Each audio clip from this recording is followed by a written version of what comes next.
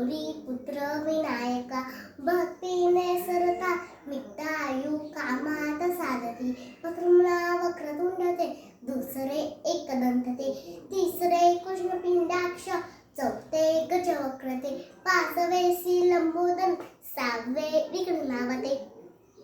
सातवे वीर राजेंद्र आठवे गुणवर्ण ते नववे भालचंद्र दहावे विनायक अकरावे गणपती बारावे गजानन